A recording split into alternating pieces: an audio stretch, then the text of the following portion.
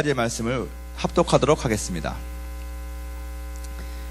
고린도전 후서 12장 1절부터 10절까지 우리 한 목소리로 합독하도록 하겠습니다.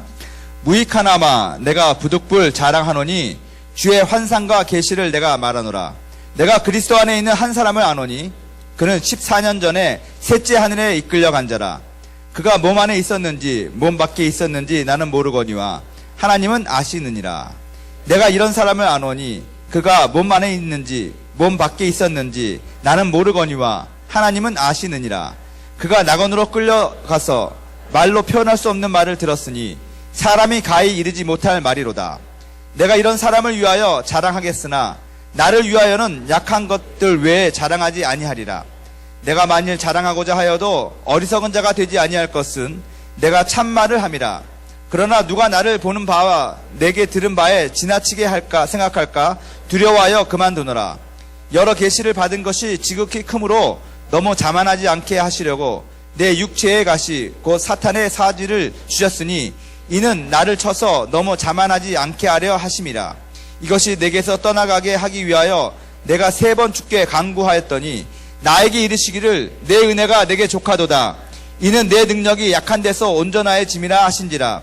그러므로 도리어 크게 기뻐함으로 나의 여러 약한 것들에 대하여 자랑하리니 이는 그리스도의 능력이 내게 머물게 하려 함이라. 그러므로 내가 그리스도를 위하여 약한 것들과 능력과 궁핍과 박해와 공고를 기뻐하노니 이는 내가 약한 그때의 강함이라. 아멘. 약함이 곧 강함이라 라는 말씀의 제목을 드리겠습니다. 신약성경에서 가장 위대한 사도가 있다면 우리는 서슴없이 바울을 이야기합니다. 바울이 대단한 사람 아니겠습니까? 그는 가장 위대한 사도이고 또 위대한 선지자이기도 하고 선교사이기도 합니다. 많은 사람들이 이 바울을 본받기 원해서 이름을 폴이라고 많이 짓습니다. 남자들 같은 경우에. 그럼 여자들은 바울같이 되고 싶으면 뭐라고 줘야 됩니까? 폴린이라고 집니다. 폴린. 그래서 혹시 여러분들 가운데서도 자매님들 가운데서도 나 바울을 너무 본받고 싶어. 그러면 이름을 폴린이라고 지으면 됩니다. 제가 존경하는 그 여성 선교사 중에 가장 존경하는 여성 선교사가 한 명 있는데 여러분 다른 행진곡이라는 책이 있어요. 왜 다른 행진곡이냐면 그 선교사님이 꿈꾸던 그 선교사에게 아닌 다른 모습으로 사역을 했는데 하나님께서 그것을 너무너무 기쁘게 받으셨거든요. 그 여성 선교사님의 이름이 폴린입니다. 그 폴린 선교사님은 의료 선교사가 되고 싶었습니다. 그래서 아프리카에서 의료 선교사를 하고 싶었는데 하나님께서는 그를 생각지도 않게 중국에 있는 선교사 자녀들을 위해서 사역하는 일을 했습니다. 45년을 사역했습니다. 중국 선교를 그분의 그 MK 사역이 없었다면 중국 선교사들이 그렇게 사역을 잘 못했을 것입니다. 지금은 MK 선교사를 알아줬지만 그분이 사역하시던 1940년대 그때는 MK에 대해서 개념도 없었고 선교사 자녀 학교에서 사역하는 사람이 무슨 선교사냐라고 하는 그런 분위기 속에서 그는 이름도 빛도 없이 45년을 선교사 자녀들을 케어하고 양육하는 그런 일을 한 것이죠. 그래서 다른 선교사입니다.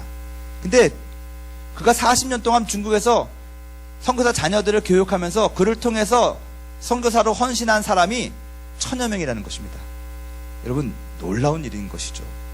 그는 자기가 원하고 자기가 기대하고 꿈꾸던 것보다 훨씬 더 위대한 사역을 했습니다. 여러분 선교사역이라는 것이 이런 겁니다. 내가 원하는 거 하는 게 선교사역이 아닙니다.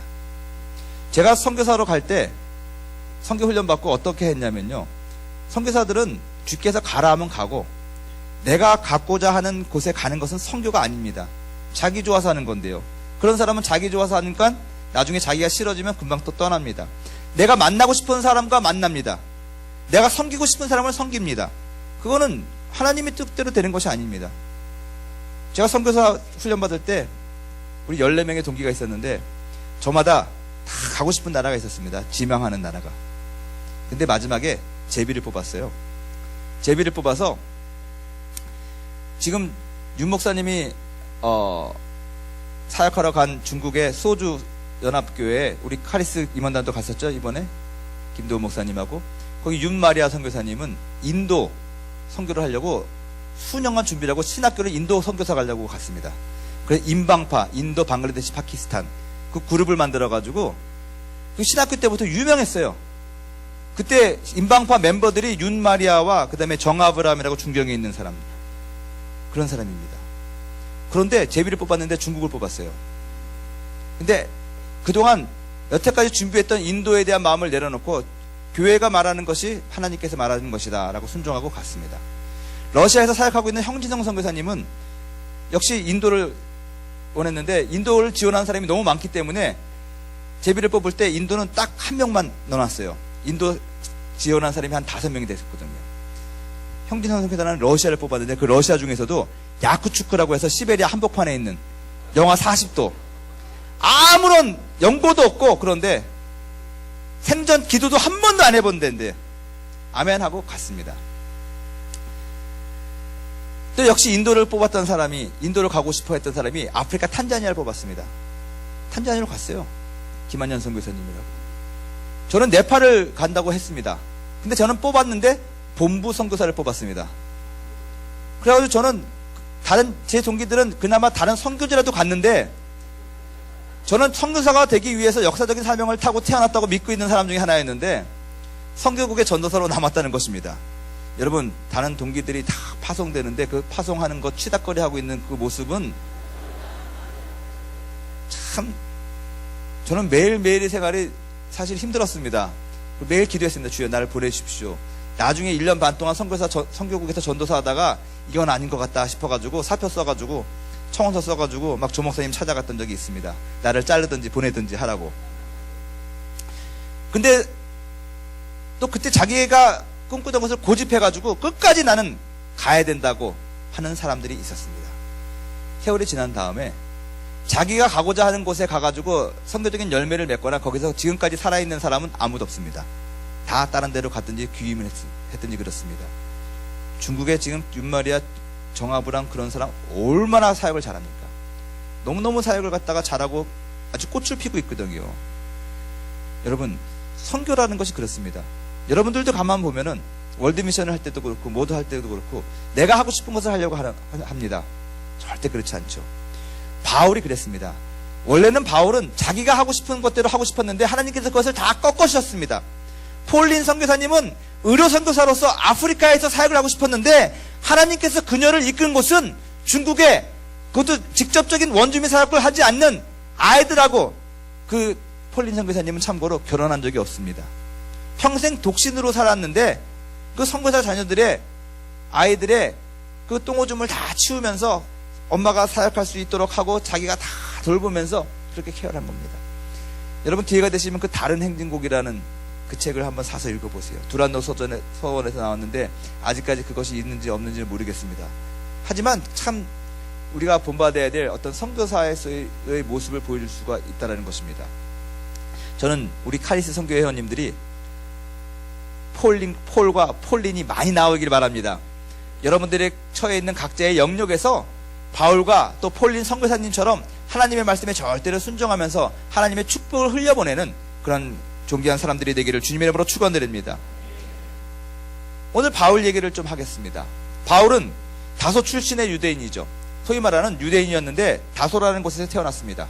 교민인 거예요, 지금 말하면. 미국에서 태어난 한국 사람이죠. 그는 로마 시민권자였고 날 때부터 또 그는 헬라어 말도 할 수 있었고 로마 말도 할 수 있었고 히브리 말도 할 수 있었습니다. 외국에서 자랐지만은 히브리 문화 가운데서 히브리 교육을 받고 자랐습니다. 당시에 가장 권위 있던 가말리엘이라는 그 사람의 밑에서 히브리 공부를 했던, 유대교 공부를 했던 그런 열심 있는 사람이었다는 것입니다. 그는 그때 당시에 사울이라고 불려졌죠. 근데 그가 회심하고 나서는 많은 사람들이 사울이라고 부르기보다는 그를 바울이라고 얘기했습니다. 여러분 잘 알다시피 사울과 바울은 같은 사람이고 같은 이름입니다. 근데 재밌는 것은요, 사울이라는 이름은 히브리식, 유대식으로 부를 때 사울이라고 부릅니다. 그럼 바울은 뭐냐? 로마식으로 부를 때 바울이라고 부른다는 거예요. 저에게 이름이 2개입니다. 저의 이름은 변성우입니다. 성우도 좋은 이름이에요. 사람들을 살피고 도우는 목사가 되라. 그래서 성우라고 저희 가정에서 저희 이름을 지었습니다. 하지만 저는 사람을 살피고 도우는 성우라는 이름보다 존이라고 불려지는 것을 더 좋아합니다. 제 원래 이름이 또 외국에서 살다 보니까 요한, 존이라고 불렀거든요. 그래서 여러분들도 아시는 사람도 있겠지만 모든 사람들이 저를 존다이라고 부릅니다. 근데 저는 성우라는 이름보다 변 목사님이라는 말보다 존다이라는 말을 더 훨씬 좋아합니다. 왜냐? 외국 사람들이 저를 부를 때 성우라고 부르는 것보다는 존이라고 부르는 것이 훨씬 더 쉽기 때문에 그렇습니다. 바울은요, 히브리식으로 불러지는 것보다 로마식으로 불러지는 것을 더 좋아했습니다. 왜 그랬습니까? 선교사였기 때문에 그랬습니다.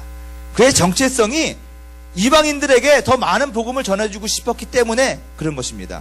그는 자신의 어떤 배경과 또 자라온 환경과 그런 것들을 기억을 하면서 하나님 앞에 기도했습니다. 그리고 특별히 바울을 부를 때 하나님께서 뭐라고 부르셨냐?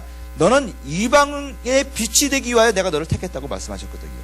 그래서 이 바울의 사명 가운데서는 이 선교사의 사명이 있었던 것 같습니다. 그래서 그런지 바울은 자기의 본 이름인 유대식 이름인 사울이라는 이름보다 바울이라고 폴이라고 불러주기를 더 좋아했던 것이죠. 그가 우리가 잘 알다시피 엄청난 열심을 가지고 유대교를 개신교를 핍박했던 사람입니다. 그가 예수님을 만나죠. 다메섹 도상에서. 그리고 그는 회심합니다. 극적인 회심을 합니다. 어느 누구도 바울이 그렇게 회심할 거라고 생각하지 않았는데 회심합니다. 여러분, 사람이 안 변합니까? 사람은 변할 수 있습니다. 근데 언제 변하느냐? 예수님을 만날 때 변하는 것입니다. 바울이 예수님을 만나고 나서 한순간 변했다는 것입니다. 여러분, 대안은 예수님께 있는 것입니다. 이 세상이 안 변합니다. 이 세상이 점점 종국으로 치고닫고 있는 것 같습니다. 아무리 퍼다줘도 변함이 없습니다. 아무리 섬겨도 그 섬김이 소용이 없는 것 여러분 아시지 않습니까? 여러분, 이 세상을 정말로 변하게 하는 것은 구제와 도와주는 것과 어떤 근대화나 그런 것이 아니라는 것입니다. 예수님이 그 안에 들어가야 되는 것입니다. 복음이 대안인 것이죠. 바울 같은 사람도 예수님 만나니까 변하는 것이거든요. 근데 이 바울은 예수님 만나고 나서 완전히 변했습니다. 아라비아 사막에서 3년간 있다가 예루살렘 교회의 허락을 받고 이제 유대교, 개신교, 기독교 교회 안으로 들어오게 됩니다. 그리고 그의 사도적인 활동이 시작이 됩니다.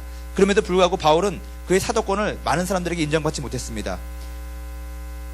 그를 시기하고 질투하는 사람들도 상당히 많았다는 것입니다. 왜냐하면 과거에 그가 저질렀던 그 일들이 너무너무 사람들에게 선입관을 가지고 있었기 때문에 사실 바울은 사역하기 상당히 힘들었습니다. 나중에 바나바가 또 베드로가 바울을 변호했습니다. 그제서야 바울은 사람들에게 조금씩 인정받기 시작했죠. 그리고 스스로 사도라고 했는데 재미있는 거는 바울은 예수님을 직접 본 적이 없다라는 것입니다. 다른 사도들은 그때 당시에 사도라고 얘기할 때는 예수님의 직계 제자들, 예수님을 직접 만난 사람들이 사도였는데 바울은 그런 적이 없거든요. 근데 스스로 그는 사도라고 많은 사람들에게 변호하는 것을 그의 편지 곳곳에서 볼 수가 있습니다. 육신적으로 만난 것만 만남이 아니거든요. 영적으로 만나고 성령 안에서 만나고 그것도 만남이라는 것입니다. 바울의 사도권을 보면서 저는 우리도 소망을 갖습니다. 예수님이 승천하신 지 2000년이 지났지만 우리도 육신적으로는 예수님을 만날 수 없지만 우리는 성령 안에서, 말씀 안에서 예수님을 만나는 거 아니겠습니까? 근데 바울에게는 연약함이 있었어요. 우선 육체적으로 약했습니다. 안질이 있었다고도 하고요, 간질이 있었다고 얘기도 합니다. 치명적인 약점이죠. 사역자가 육신의 연약함이 있으면 참 힘듭니다. 엄청난 스케줄을 감당해야 되는데 그것을 다 소화해내려면 육신의 튼튼함도 있어야 되거든요. 근데 이 바울과 같은 사람이 얼마나 바빴습니까? 그때는 비행기가 있는 것도 아니고 자동차가 있는 것도 아니고 오로지 11호 두 발밖에 없는데 바울이 모든 곳을 다닌 것입니다. 온 이태를 머물면서 그에게 오는 사람들을 한 명도 빠짐없이 다 만나주었다는 것입니다. 여러분, 바울은 눈도 침침했는데 이 성경책을 성경에 기록된 27권의 신약 성경 가운데서 13권을 썼다는 것입니다. 여러분, 바울은 정신적으로도 연약했던 사람입니다. 바울은요, 심리학자들이 바울을 연구하고 나서 바울을 뭐라고 얘기합니까? 담즙 다혈질이라고 얘기합니다. 뒤끝 있고 성질 들어온 사람이죠. 성질 들어온데 뒤끝이 없어야 되는데 성질 들어온데 뒤끝도 있는 사람. 여러분 주위에 다혈 담즙집이 있으면 피하시길 바랍니다. 한 소리 또 하고 또 하고 그것도 화내면서 얘기하는 그런 존재들이거든요. 바울이 그랬다는 거예요. 바울의 인생을 보면요, 그의 짜증과 이 성경 이 책에도 보면요, 그의 짜증이 묻어져 있는 문체들이 너무너무 많이 있다는 것이죠. 바울은 정신적으로도 그렇게 건강하지 못했던 사람 같습니다. 그래서 한 예로 마가 요한에 바울의 바나바랑 같이 선교 여행을 하다가 이 바울의 조카죠. 바울이 아니죠. 바나바의 조카인데 마음에 안 들었나 봐요. 그래가지고 그와 동행 못하겠다고 2차 여행 때에는 동행을 안 했어요. 그거 가지고 바나바랑 싸워가지고, 바나바가 어떤 사람이에요? 여러분, 사도행전 9장에 보면요, 이 아라비아에서 돌아온 바울을 예루살렘 교회가 받아주질 않았어요. 거짓말이라는 거예요. 소위 말하는, 요즘 말하면 신천지라는 거예요. 근데 바나바가 그 당시에, 바나바는 장로로서 자기의 전 재산을 갖다 바치고 모든 사람에게 모범이 되었던 사람이거든요. 그 사람이 내가 보증하겠다, 이 사람 절대 틀림없이 회심한 사람이다 해가지고 바나바를 보증해주고, 그 다음에 아라비아에 있는 바울을 꺼낸 게 아니라 불러내서 세워준 사람이에요. 바나바야말로 바울의 멘토이자 선생이자, 나이도 아버지 뻘이고 절대로 이 바울이 바나바한테 개겨서는 안 되는 거예요. 근데 이 바울이 이 바나바를 들이받잖아요. 그래가지고 나는 신라 데리고 간다, 너는 마가 데리고 가라 해가지고 가는데, 1차 여행을 왼쪽으로 해서 여기서 왼쪽으로 이렇게 돌았다면, 바울은요 1차 선교 여행 때 바나바랑 같이 돌았잖아요. 이렇게 같은 지역이잖아요. 바울도 2차 선교 여행을 같은 지역을 돌았어요. 근데 같이 간 게 아니라 반대로 돌았어요. 반대로. 같은 사역지를. 여러분, 이 바울 집요한 사람이에요. 한번 물은 거 놓지도 않는 사람이에요. 성질 안 좋은 사람이에요. 화난 사람이에요. 칼 같은 사람이거든요. 그래가지고 그 주변에 있는 사람이 너무너무 힘들었어요. 에바브로디도가 바울을 시중하다가 병이 났어요. 빌립보서에 보면은 에바브로디도가 자기를 섬기다가 병 났어 죽게 되었으니 잘 돌봐줘라. 그리고 얼마나 뻔뻔한지 루디아 만나가지고 성금 갈취한 다음에 빌립보 교회야, 루디아야, 너는 처음부터 끝까지 나에게 헌금을 하면서 나의 복음사에게 동참한 자라다, 기특하다. 그런데 지금 내가 보낸 그 에바브로디도가 병들어 죽게 되었사오니 가서 잘 케어해주고 나한테 돈 보낸 거는 내가 잘 쓰겠다. 그렇게 지금 빌립보에 쉽게 말하면 그렇게 나와 있는 뻔뻔한 사람이라는 거예요. 근데 이러한 바울이요, 하나님이 쓰시기 위해서 바울을 깨트리는 거예요.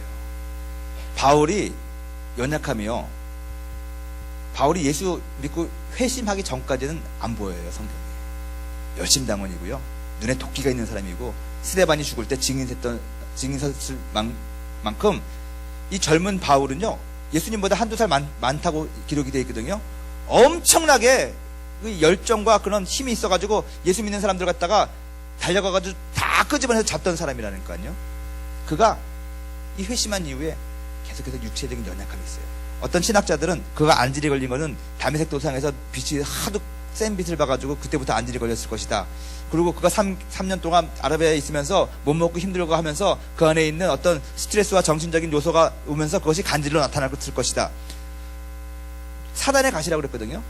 간질이라는 병이 육체적인 연약함도 있지만 영적인 어떤 영향력 있는 병이 간질 아니겠습니까? 그래서 바울은 자신의 병을 사단의 가시라고 얘기할 정도로 어떤 영적인 공격과 사탄의 공격과 어떤 그런 경계선에서 왔다 갔다 하는 그런 싸움을 했다는 것이죠.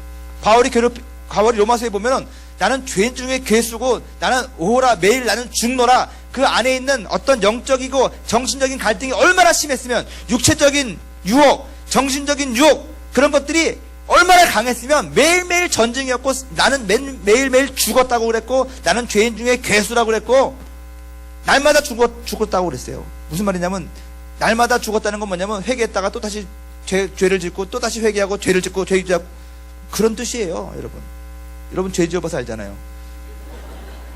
예수 믿고 나서도 죄 지어보세요. 얼마나 마음에 괴롭습니까? 그리고 또 회개하고 근데 또 똑같은 죄를 또 짓고 또 회개하고 그러면서 나는 인간이 아니야. 나는 주의 종도 아니야. 막 이런 생각하잖아요. 막 그게 죽는 거예요. 이게 얼마나 힘든지 몰라요. 그러다가 나는 깨달았나니 나는 사망의 줄에서 나를 끊을 수가 없는 것이 있는데 뭐냐면 내가 이렇게 모자람에도 불구하고 나를 향한 그리스도의 사랑을 세상 어느 것도 끊을 수가 없는 것이다. 그래가지고 하나님 사랑 예찬하고 결국 바울이 잡은 것은 주님의 사랑이거든요. 그래서 성령의 능력이거든요. 성령 안에 있으면 정죄함이 없다고 해서 바울은 늘 자기 안에 있는 죄와 연약함과 싸웠다는 거예요. 이게요 힘든 거예요, 여러분. 오죽했으면 나는 배설물과 같이 나의 모든 것을 버리겠다고 극단적인 표현을 씁니까? 바울이 성질이 얼마나 들어오냐면 나는 내 동족을 위해서라면 내가 구원받은 것을 없애버리고 나서라도 내가 죽어버릴 테니까 하나님 내 동족 살려주십시오. 막 이런 로마서 13장에 보면 그런 게 나오잖아요. 이 대단한 사람이에요, 이 바울이. 근데 이러한 바울이 이렇게 되기까지는 하나님께서 육체적인 연약함, 정신적인 연약함 그런 것들을 통해서 바울을 하나씩 깨트렸다는 것이죠. 여러분, 오늘 이 고린도 교회는요, 바울이 2차 선교 여행 때 개척한 교회입니다. 2차 선교 여행 때 고린도에 이르러가지고 누구를 만나느냐? 아주 유명한 사람을 만나요. 브리스길라와 아굴라를 만나요. 이 브리스길라와 아굴라, 브리스길라가 여자예요. 근데 성경에 보면은 남자부터 부르는데 유독 브리스길라는 여자부터, 아내부터 불렀습니다. 그 아내의 신앙이 훨씬 더 아굴라보다 좋았던 것 같아요. 하지만 고린도 교회의 어떤 기둥적인 집사는 아굴라였거든요. 이 사람들을 만나가지고 고린도 교회가 개척이 됐는데 이 고린도 지역이 상당히 세속적이고 또 우상숭배가 많았고 오락이 많았습니다. 그러다 보니까 사람들이 그런 데 사는 사람들은 막 어떻게 보면 화끈하잖아요. 막 예수 잘 믿었다가 또 갑자기 또 금방 타락도 하고 그런 거 아니겠습니까? 술 좋아하는 사람들이 찬송도 잘 불러요. 제 친구 보면은 술 좋아하는데 막 성령 충만할 때는 엄청나게 막 뛰면서 막 진짜 막 예루살렘이 떠나갈 듯이 막 혼자서 막 달랐어. 막 하다가 또 한 번 또 마음 상하면 또 그냥 얼마나 술을 멍뜨지 막 술 취해가지고 전화 걸어가지고 막 그런 친구가 있었는데 이 고린도 교회 성도들이 좀 그런 면이 있었던 것 같아요. 극과 극을 다른 하는 사람들이죠. 근데 이 고린도 교회 그러다 보니까는 하나님의 은혜도 많았지만 어떤 부도덕하고 질서 없는 것들이 많이 많았다는 거예요. 그래서 고린도전서에 보면 은사에 대해서도 많이 나오고 막 나오는데 은사가 질서 있게 사용된다고 하는 권면이 나오죠. 근데 이런 것들을 다 싸잡아서 쉽게 얘기한다면 고린도 교회가 가지고 있는 특징 가운데 하나가 뭐냐면 자랑과 교만이 있었다는 거예요. 사람들이 다 잘나서 자기가 나는 신령한 계시를 본다, 나는 뭐 예언을 한다, 자기가 다 의인이에요. 얼마나 자랑과 교만이 있었는지 몰라요. 그것 때문에 자랑과 교만이 있어서 교회가 나눠지는 거거든요. 교회가 깨지는 것이거든요. 그러한 고린도 교회에 바울이 해법을 제시합니다. 자랑과 교만을 깨트리는 방법이 하나 있다. 그건 뭐냐? 약해지라는 거예요. 여러분, 약해지는 것이 하나님이 제일 싫어하는 교만한 것을 깨트리는 거예요. 하나님이 제일 싫어하는 것이 교만한 거고 자랑하는 것이고 그런 거거든요, 여러분. 근데 그런 것을 깨기가 힘들어요. 끝에는 꼭 자기 자랑으로 끝나는 사람이 있어요. 저도 그래요. 그래서 맨날 그것 때문에 괴로워요. 나는 나름대로 겸손한다고 하는데 끝에 보면은 소소한 깨알 같은 내 자랑. 기도 제목 내면서 은근히 자기 자랑, 은근히 우쭐함, 괜히 그래 하고 남 걱정해주는 것 같지만 남을 무시하고 자기가 드러내는 교만함. 여러분, 이런 것들이 사실 교회 안에서도 많이 있습니다. 여러분들은 웃는데 여러분들은 안 그런 것 같죠? 여러분들도 조금씩 있거든요. 다 없는 사람이 없어요. 근데 그것이 이제 정도의 차이가 있을 뿐이죠. 근데 고린도 교회에서 그게 심했나 봐요. 그래서 바울은 그러한 것들을 종식시켜야 된다는 거예요. 그 종식시키는 방법이 뭐냐? 약해지라는 거예요. 그리고 자신의 약함을 자랑하는 그런 바울을 봅니다. 바울이 자신의 연약함을 자랑해요. 여러분, 교회는 약한 자들의 공동체입니다. 그걸 여러분 기억하시기 바랍니다. 교회에서 자기의 의를 자랑하고 자기의 어떤 것을 자랑하는 것은 좋은 사람이 아니에요. 교회는 연약한 사람들의, 힘없는 자들의 모임이 교회라는 것입니다. 그래서 교회에서는 약한 자들을 소중히 여기고 귀중히 여기고 돌봐야 됩니다. 그럴 때 우리들의 약함을 통해서 주님의 강함이 드러나는 것이거든요. 오늘 성경 말씀 보면요, 10절에 보면 내가 그리스도를 위하여 약한 것들과 능력과 궁핍과 박해와 공고를 기뻐하노니 이는 내가 약한 그때의 강함이라고 그랬어요. 예수님이 능력이 언제 나타나느냐? 우리들이 약할 때 예수님이 나타나는 것이거든요. 그래서 교회는 정말 연약한 존재들, 약한 존재들, 못 배운 사람들이 모였지만 우리들의 그 약함을 알기 때문에 겸손해질 수 있는 것이고, 그것 때문에 예수님이 더 역사하셔서 그의 강함을 드러내서 하나님 앞에 영광을 올려드리게 된다는 거예요. 세상 사람들은 강한 자에게 굴복합니다. 또 약한 것을 멸시합니다. 무시합니다. 근데 교회는 절대로 그러면 안 된다는 거예요. 바울이 권면했던 것처럼 약해지라는 것입니다. 우리들의 약함을 부끄러워하지 말고 우리들의 약함을 인정하고 우리들이 약해질 때 그리스도의 강함이 그 약함을 통해서 드러나게 될 줄로 믿습니다. 제가 1994년부터 본격적으로 전도사가 되고 본격적으로 사역을 했는데, 지금 생각해보면 그때는요, 참 지금보다 내 자랑이 많았던 것 같아요. 내가 잘났어 하는 그런 것들 있잖아요. 설교할 때 보면은 저는 한 번도 내 실수를 얘기한 적이 없었습니다. 지난 몇 년 동안 다 잘난 거거든요. 목사는 모든 사람이 모델이 돼야 되니까 내가 실수했음에도 불구하고 실수하는 걸 말하지 않았습니다. 왜냐하면 흠이 없어야 되거든요. 흠이 없어야 되거든요. 근데 어느 날 깨달았어요. 나는 내가 생각하기에 너무너무 훌륭한 설교를 하는데 아무도 감동을 못 받는 거예요. 사람들이 웃기도 하는데 변한 모습을 못 봤어요. 이렇게 열심히 준비하고 훌륭한 설교를 왜 사람들이 들으러 오지 않을까? 그게 제 딜레마였습니다.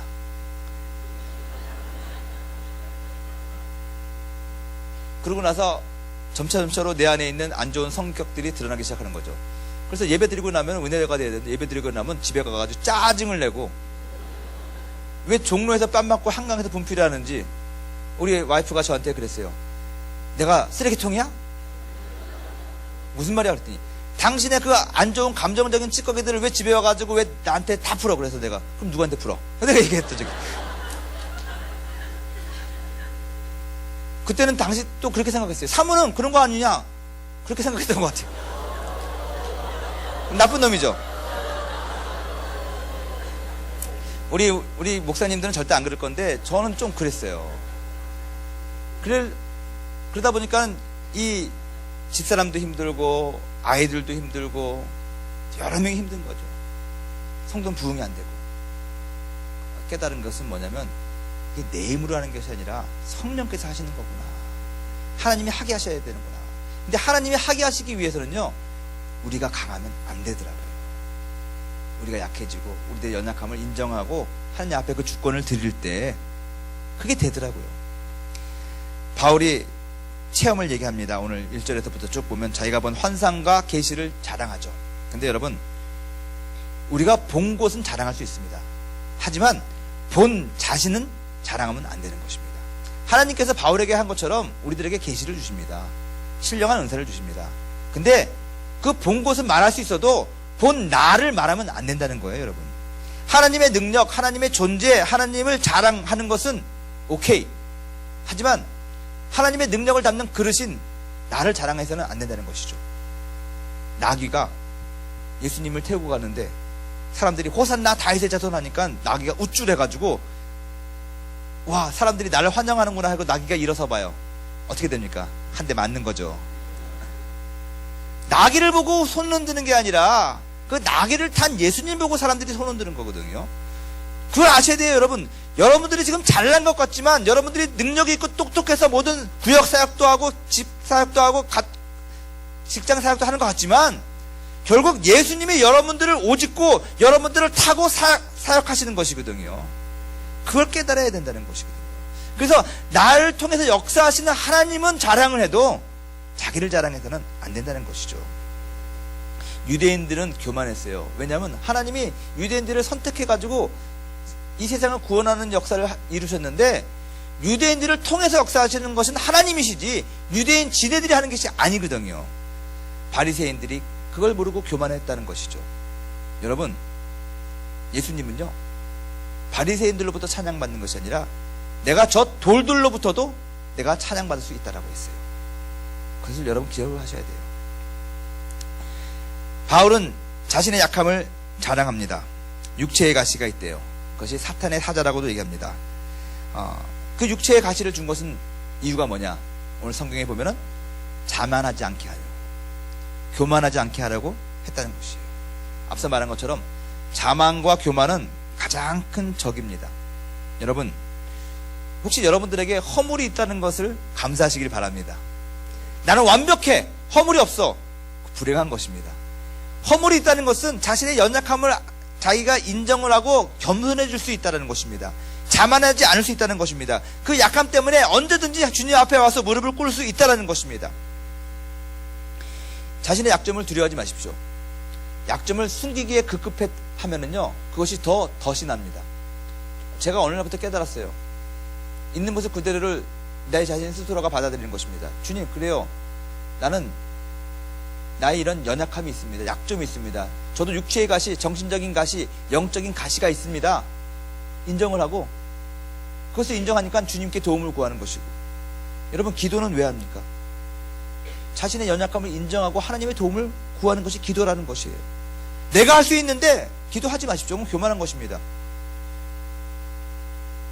손이 있으면 하나님 밥을 먹여주십시오라 하지 말고 자기 손으로 떠서 먹으십시오. 손이 없는 사람이 하나님 먹여주십시오라고 기도하는 것입니다. 마찬가지로 내가 할 수 없는 일을 주님 앞에 부탁하는 것이 기도거든요. 그게 겸손한 것입니다. 여러분, 바울이 가지고 있던 육체의 가시처럼 여러분들도 육신의 가시가 있을 수 있습니다.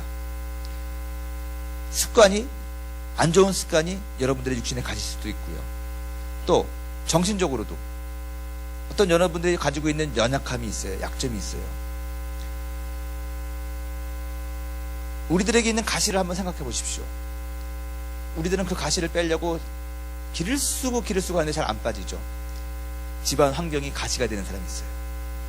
부모가 가시, 동생들이 가시, 남편이 가시, 아내가 가시, 자기가 공부 못한 학벌이 자기를 발을 묶는 가시, 여러 가지 가시들이 있죠. 근데 그러한 가시들을 여러분 두려워하지 마시고요. 그 가시들로 인해서 더욱더 여러분들이 겸손해지시기 바랍니다. 저는 사실 제 학벌이 가시였습니다. 저는 스스로 똑똑했다고 생각했는데 대학을 안 갔거든요. 신학교 갔지. 대학 졸업도 못하고 신학교 가가지고 선교사가 됐지 않았습니까? 그러다 보니까는 늘 제 동기들을 보면은, 제 고등부 동기들, 제 캠에 있는 동기들 보면 다 좋은 대학 가고 가는데 보면 늘 마음 가운데 그러는 거예요. 난 쟤네보다 똑똑한데 쟤는 학사고 나는 학력 인정이야. 이게 있을 수가 없는 거야. 전 그게 저의 가시였습니다. 그러다 보니까 늘 열등감 속에 살아가는 것이죠. 근데 그것이 열등감 속에서 머무르는 것이 아니라 그런 연약함을 인정하고, 그래, 내가 대학은 못 졸업했지만 더 열심히 공부하고 더 열심히 기도해야겠다. 그래서 하나님, 나는 학사가 아니에요. 그러므로 나는 더욱더 주님의 말씀에 더 깊이 들어가야 되는 영성이 필요한 것이고, 더 책을 더 많이 읽어야 됩니다. 얼마나 많이 책을 읽고, 내가 고등학교 때 그렇게 공부했으면 서울대학 2번이라도 갔을 텐데, 그 학벌이 주는 가시가 도리어 나의 연약함을 인정하고 주님 앞에 기도했을 때는 다른 책을 읽거나 기도를 하거나 성경을 묵상하는 데 열심을 내게 했다는 것입니다. 여러분들도 가시들이 있을 거예요. 바울과 같이 그 가시들을 인정하고 대신에 그 가시들 때문에 여러분들이 자만하지 않고 겸손하게 주님 앞에 무릎을 꿇으시길 바랍니다. 그러면 반드시 여러분들을 주님께서 그 가시들을 제거해 주시고 그 가시들을 통해서 더욱더 여러분들을 귀하고 존귀하게 사용하실 거라고 저는 믿습니다. 바울이 마지막으로 그러죠. 하나님의 응답이 왔는데, 응답이 뭐냐? 고쳐주는 것이 아니라 내 은혜가 내게 족하다. 하나님의 응답이 뭐냐면 약한 채로 살아가는 것이에요. 바울아, 너는 약한 채로 살아가야 된다.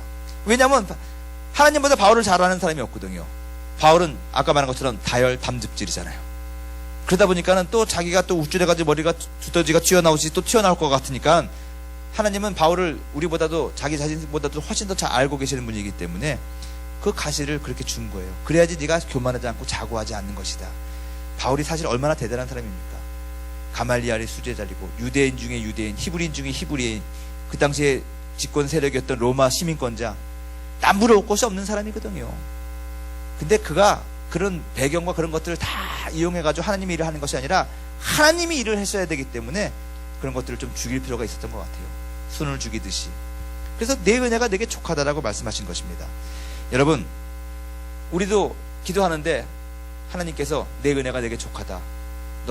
네 얼굴은 그 얼굴이 족하다. 라고 해도 왜요? 라고 얘기하지 마십시오. 하나님의 능력이 약한 데서 온전하게 된다고 주님 9절에 말씀하신 것입니다. 제가 너무 외모로만 얘기해서 죄송한데요. 외모 말고 다른 것도 얘기할 수가 있어요. 우리는요, 하나님 앞에 왜라고 얘기할 수는 있어요. 근데 왜라고 얘기하는 그 동기를 생각해 봐야 된다는 것입니다. 그 왜라는 것이 정말 궁금해서 왜 그러는 건지, 아니면 쟤는 하는데 왜 나는 안 해요? 하는 비교의식에서 하는 것인지.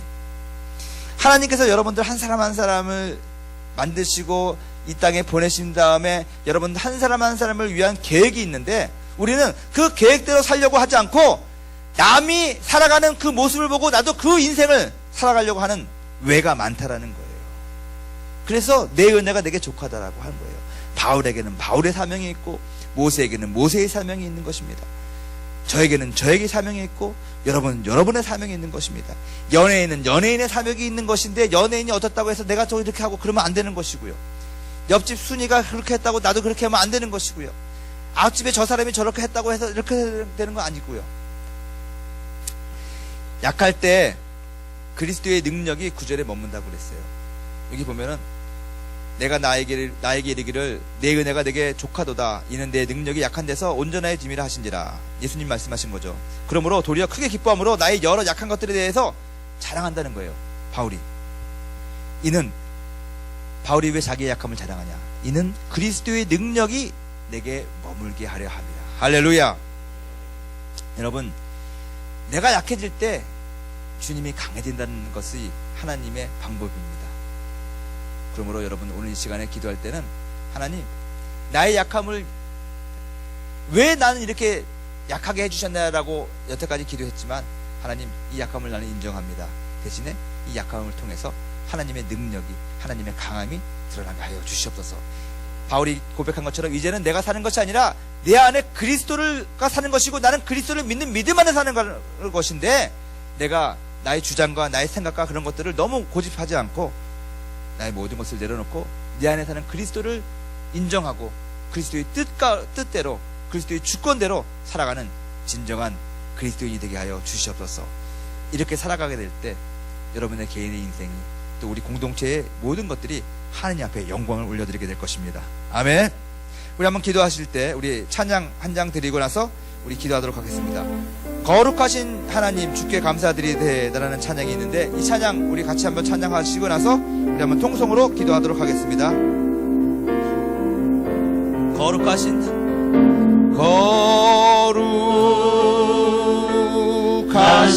우리 다 같이 자리에 일어나셔서 우리 찬양하고 기도할 때 우리 주의 종들이 안수하도록 하겠습니다. 감사드리세 날 위해 이 땅에 오신 독생자 예수,